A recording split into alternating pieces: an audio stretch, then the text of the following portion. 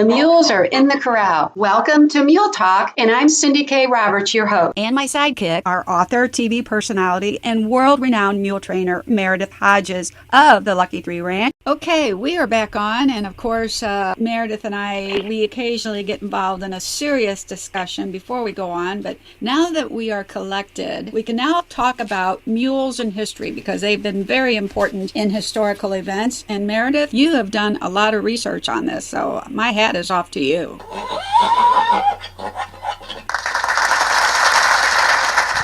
Well, thank you.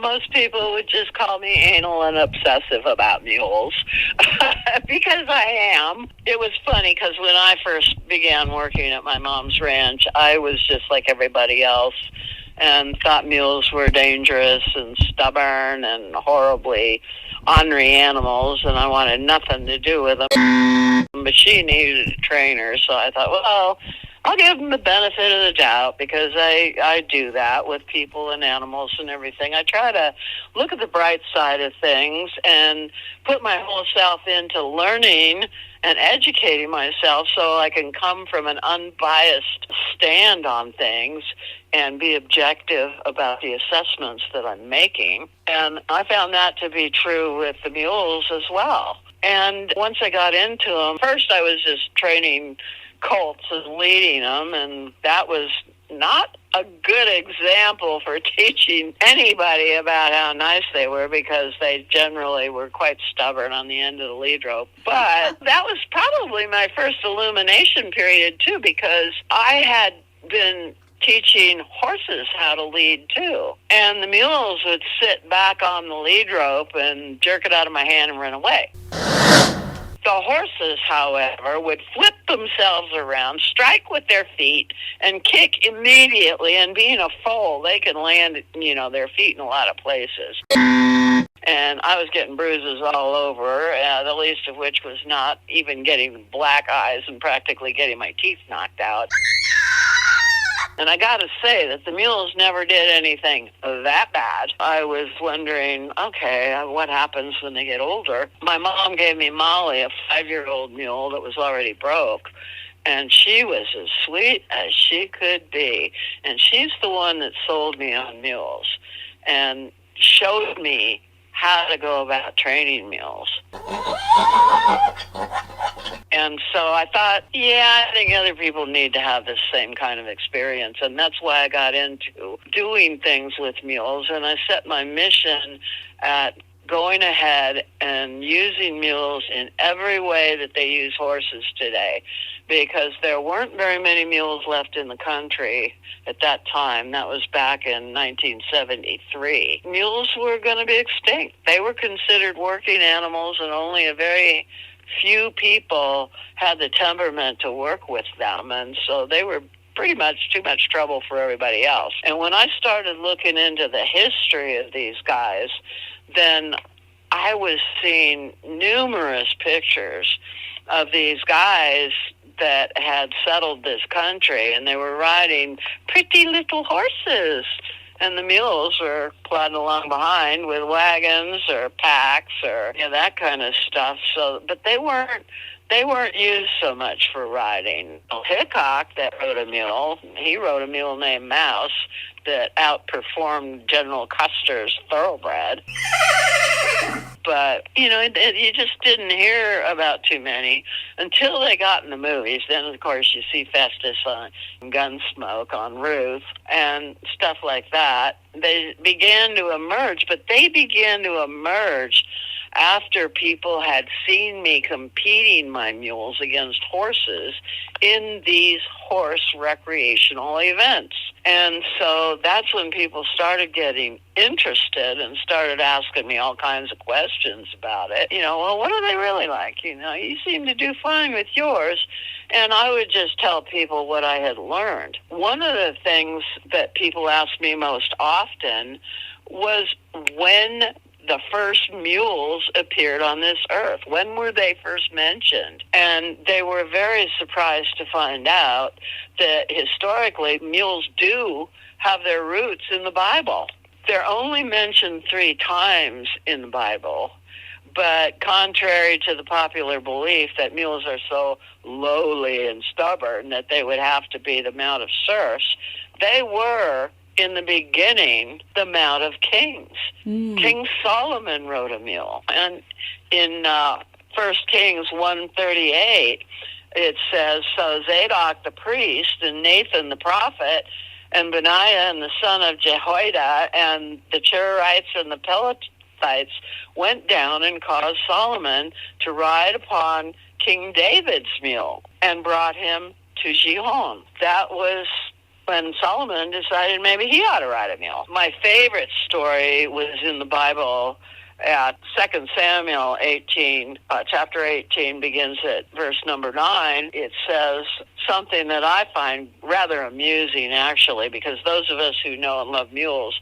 can certainly relate to their ability to instill humor in their human counterparts. And everybody can appreciate that even back then, mules were noted for their completely natural and indubitable humor. And it said, and Absalom met the servants of David, and Absalom rode upon a mule. And the mule went under the thick boughs of a great oak, and his head caught hold of the oak, and he was taken up between the heavens and the earth. And the mule that was under him went away. So even in the Bible, they didn't blame the fact that Absalom went up into the tree on the mule. They blamed it on Absalom. They said that his head caught hold of the oak. Like, you dummy, don't stick your head in the branch. And the mule thought it was crazy, so he just went away, which is what mules usually do. They just leave. They don't want to be embarrassed along with a human. Right, so, right.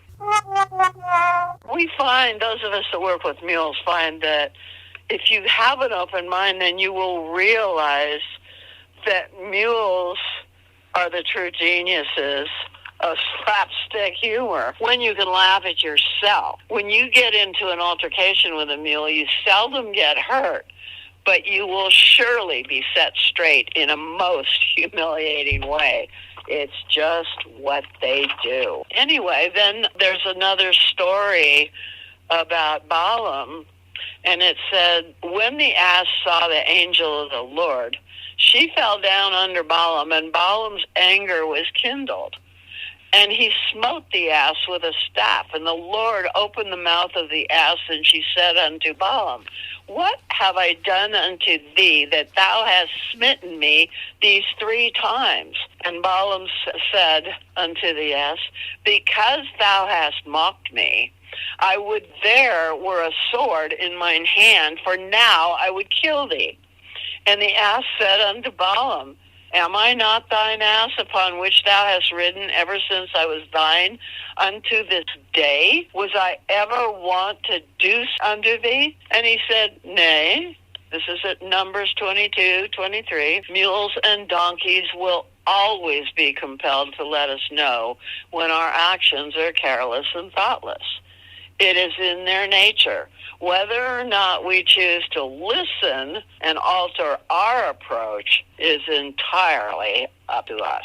The highest intelligence residing in animals is that of the mule. He inherits the athletic ability and the horse sense from his mother, the horse, and the incredible wisdom and strength from his father, the jack. Perhaps the kings of yore finally tired of being publicly humiliated by their superior mules, or perhaps they just couldn't muster the patience or humor to deal with them anymore. But mules were eventually replaced by horses as the mount of choice, and were subsequently used primarily for packing and draft work. Strong and durable mules also played a significant part in Greek and Roman transportation. The mule can travel more than 3 miles an hour, can easily cover 50 miles in a day. Their usefulness is unmatched, even by oxen, as they can cover more distance much more quickly. The mule's ability to survive is truly uncanny, given that he's the hybrid offspring of a jack and a mare and does not produce offspring. On rare occasions, mare mules, or mollies, have been known to reproduce by a jack or stallion, but for the most part, mules are sterile and cannot propagate themselves. They can't do it because of a gene in there. They have an uneven number of chromosomes, and the conception chromosome pair is missing. Right. But sometimes they do have that pair, and in those cases, mollies have been known to conceive. Mm-hmm. There is a volunteer organization in Israel called Haybar, and that's an Israeli word for wildlife. This organization was established to protect animals that have thrived in the Holy Land during the Old Testament years, but that are now dangerously close to extinction due to the reckless use by humans of the land resources. Haybar South, established in 1964, opened 3,000 acres to the general public in 1977 for the express purpose of protecting herds of wild species from biblical times.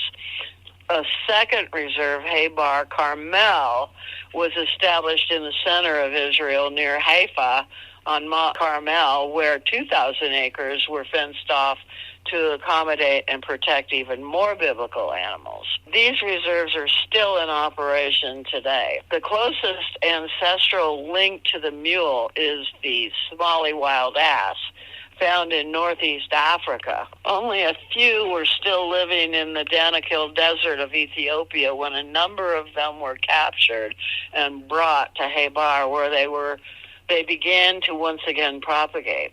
The Somali wild ass has incredible strength for its size and subsists on desert shrubs as its only food. This explains why our modern-day mules and donkeys can stay healthy and strong on much less feed than today's horse requires. The unique personality traits of the mule come from the ass.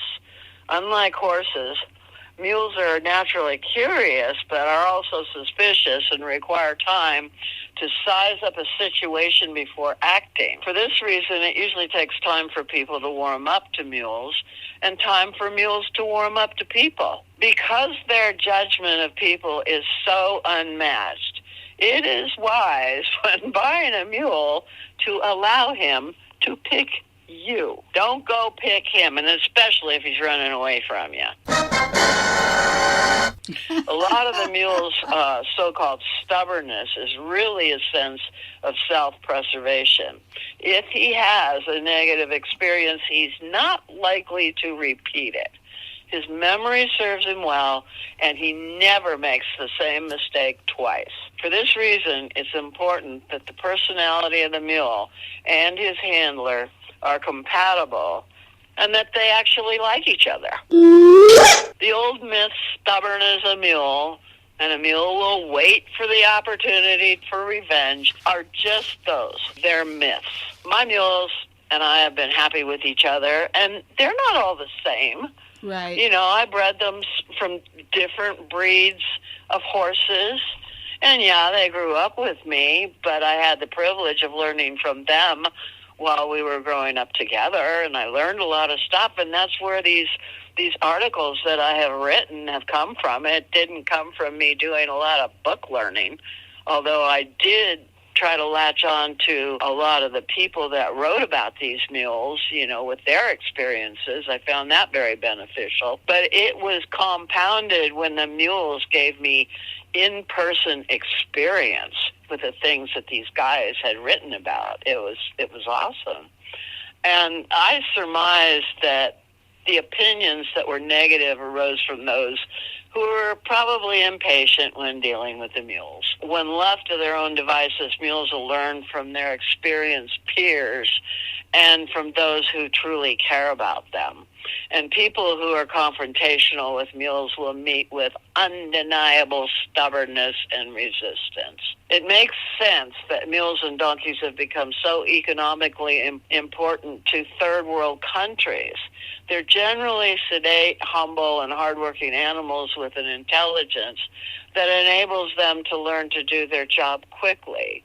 And knowing that they need these animals to survive, I think the people in general treat them with a little bit more respect and kindness than they would otherwise if they didn't need them.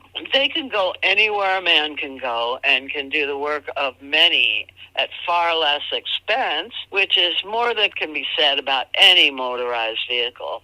And in third world countries, they don't have the luxury of getting these kinds of motorized vehicles, much less learning to drive them.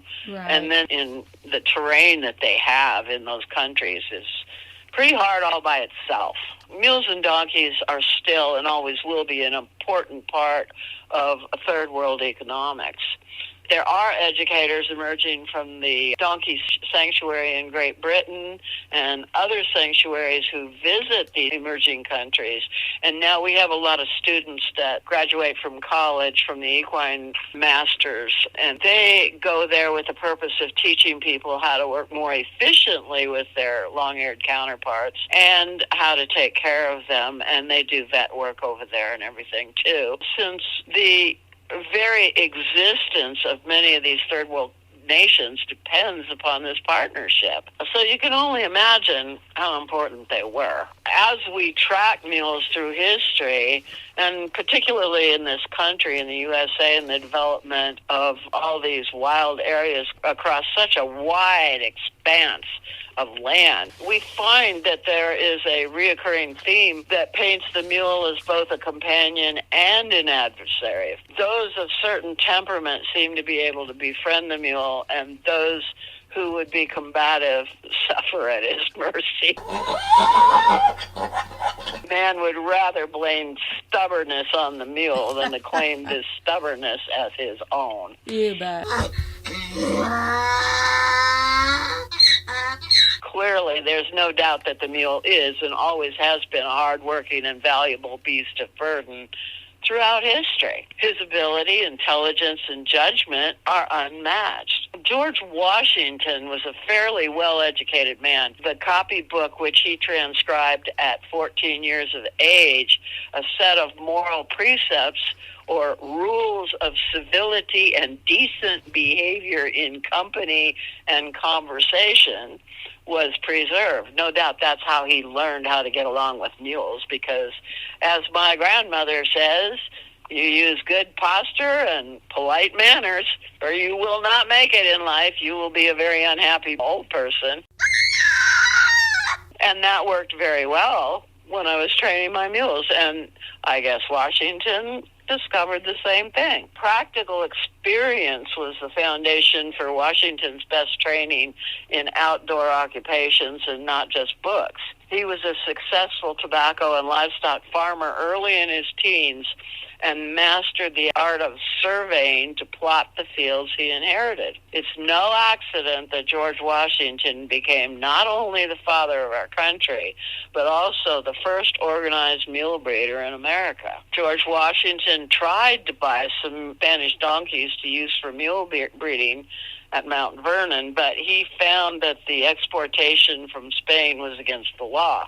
Most who have studied mules and donkeys know that King Charles III of Spain then gave Washington the gift of an Andalusian jack and 2 jennets from Malta. The jack, named Royal Gift, became the foundation sire of Washington's farm at Mount Vernon, and he popularized mule breeding for farm work. Blending the Andalusian and Maltese donkeys produced finer donkeys than those who had been imported for still better quality mule production. Eventually, the law in Spain was changed.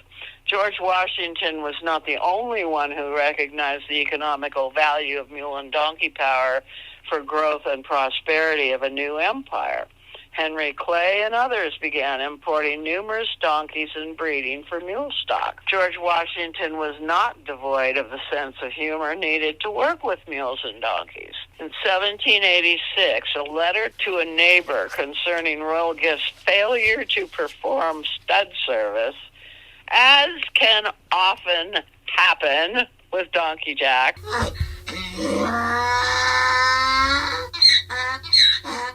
as they are quite particular about their ladies. Sometimes you have to wait as long as 3 hours before the donkey will get the inclination to breed a mare. He may not like her, and he may not breed her at all. Right. You know, and apparently Washington ran into that too. And he wrote this letter: "Particular attention shall be paid by the mares which your servant brought, and when my Jack is in the humor, they shall desire all the benefits of his labors. For labor, it appears to me, at present, though young, he follows what one might suppose to be the example of his late royal master, who cannot, though past his grand climacteric, perform seldomer or with more majestic solemnity than he does. However, I am not without hope that when he becomes a little better acquainted with Republican enjoyments, he will amend his manners and fall into a better and more expeditious mode of doing business. If the This is funny. If the case should be otherwise, I should have no disinclination to present His Catholic Majesty with as good a thing as he gave me." So apparently he had some rather entertaining interactions with his jacks, as I have had with little Jack Horner. He made me get pretty creative in my thinking about how to inspire him. And I finally came up with the idea that maybe if I clean the mare with the rag and then have him tied at the hitch rail and stick it right in front of his nose, it might make a difference. And with some it did. With some it did. Just kind of does what he does. So actually, respect for donkeys and mules is the only way to motivate them to action. Their rugged individualism will tolerate no less. The mule exemplifies the all-American as set forth by the colonists. The colonists were thought to be stubborn in their quest for individual freedom by the British Crown that superimposed itself upon their individual liberties. Like the colonists, the mules will challenge anyone who challenges their individual liberty. It is only fitting that the mule would be fully revered and appreciated by a man of such distinction as George Washington. In 1803, Thomas Jefferson completed the Louisiana Purchase. Over the next 75 years, more than 2 million square miles revealed their secrets to an army of hunters, soldiers, naturalists, and other adventurers. While perusing the pictorial archives of history, you will see that men and their partners, wives, children, dogs, and horses were always front and center. But what about their mules?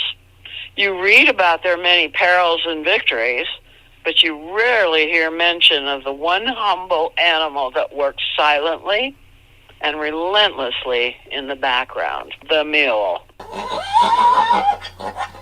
In May of 1804, after the official transfer of Louisiana Purchase, Lewis and Clark began their expedition up the Missouri River. They soon learned to despise the muggy territory with its humid climate, populated by numerous mosquitoes, gnats, and other creatures. Even their dogs would howl in pain from the intrusions of this unexpected onslaught. Conditions were tough, and it was not unusual for mules and donkeys to be used as pack and draft animals in this rough country. Desert-born donkeys and the hybrid mule are born with the characteristics necessary to endure such strenuous conditions. They're stronger and sturdier than the horse. They require less to sustain good health. They need less water, and they're more resistant to parasites and disease. Without mules and donkeys, the westward migration would have been much more difficult. The Erie Canal was the longest canal built in the shortest amount of time for the least amount of money. It had continued success for many years because of the use of donkeys and mules to pull the big barges along the towpath. In the annals of the Erie Canal, we find little credit given to the mules, yet by virtue of their strength, endurance, and sagacity, the western wheat reached New York City in due time, and industrial products moved west. The mules plodded slowly along the canal, pulling the heavy barges of goods, as did the mule drivers, who were most often young boys. I think they had more patience than the older men, probably. Right. Wouldn't you think? You bet. You know, it's an adventure to them, and they feel important to be in charge of the mules, you know. Oh, yeah. Yeah, and occasionally a mule would fall into the canal, but it was quickly and safely guided back to the shore by the lead around its neck. Where the walls of the canal were too steep to climb back out, the villagers installed ramps at intervals along the canal to serve as an easy escape from the water should the mules fall in. These ramps were covered with a heavy planking containing thick slats, or what they called cheats, where a mule could get traction coming up the ramp. In the off-season, the planking could be removed and held over for the next season. George Washington wrote that he crossed over to Wood Creek, which empties into Oneida Lake and affords water communications with Ontario. I shall not rest content until I have explored the western country and traversed those lines which have given bounds to a new empire. The building of the Erie Canal, the development of the New York, the Empire State, and the opening of the West owes its success almost single-handedly to the hybrid mule and horse upon any other single contribution. The 1849 California Gold Rush saw men racing westward to make their fortunes. Many were not prepared for what they would find. The West was a tough and unforgiving country. Those who had mules and donkeys fared far better than those who did not. One of the most famous donkeys, for instance, in history was Bridie of the Grand Canyon, who befriended a miner and made his way into folklore and modern-day children's books. As mining was further developed, many mules bred from small donkeys and pony mares were used in the mines to haul out coal and ore. They worked well under these adverse conditions. They were small enough to easily manage the low-ceiling passageways. And not only that, if they smelled anything suspicious, they would go no further and warn the miners that it was unsafe to go. After the Civil War, farmers were again at loss for manpower and mule power. Tennessee joined Kentucky as another leader in the breeding of mules and donkeys. During the war, much of the stock had been destroyed or starved to death. So from 1883 to the end of the 18th century, there was a surge of asses imported from Spain to replenish the stock. This all but depleted the good stock for sale left in Spain. Missourians who still love their mules became the hub of mule power, and you can see that still today. Mules would eat poor feed, work in blistering sun, and live longer than the horses. The mules came in a variety of sizes and colors with a multitude of uses. One Missouri mule skinner from Springfield chuckled and said, "I've never used more continuous bad-mouth words in all my life until I started to work with mules." Mule skinners. Yeah, that's my grandfather. I experienced that myself. I had myself trained not to cuss like a sailor. But when I first started training mules, it all came back. There you go. Yeah, it was bad. But I learned to temper they taught me how to temper my anger over time, but it took a while. Mule skinners themselves are allowed by proxy to use some pretty rank terms, yet no outsider would ever be allowed to address their mules in the same way. Funny how that is, isn't it? You can talk about me, but don't talk about my wife. Yeah, there you go. Kind of like that, you know? So from 1883 to 1889, the 20 mule teams moved 20 million pounds of borax from the Death Valley floor in California over the mountains into the Mojave Desert, 165 miles away. They traveled roughly about 15 to 18 miles in a day, crossing the steep Panamint Mountains to the railroad. During this 20-day round trip, temperatures could be expected to rise as high as 130 degrees. I don't know how they did it. I really don't. Really? When it gets to be 100 here, I can barely stand it. Yep.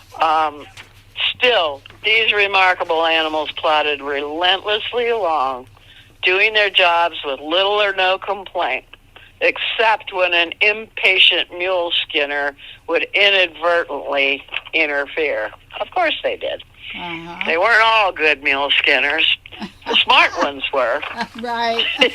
You know, but there's those in every bunch. The terrors of Death Valley seem to arise from only three causes: extreme heat, excessive dryness of the atmosphere, and a lack of water. The president of the Eagle Borax Company, Mr. I.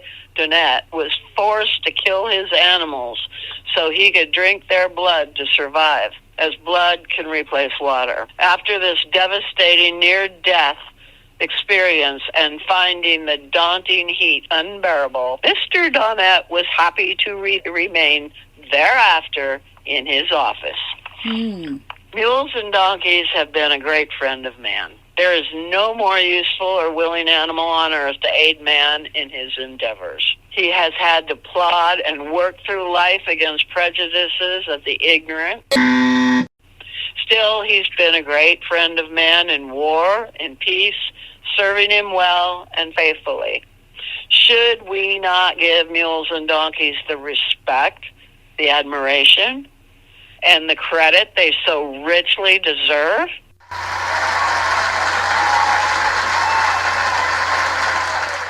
In doing so, would we then enrich our own lives as our country has been enriched by them? Think about it. Very well said. Meredith's website is lucky3ranch.com, and you can call her at 1-800-816-7566. And I can be reached through my website, everycowgirlsdream.com. Gotta go. My mule is looking for me.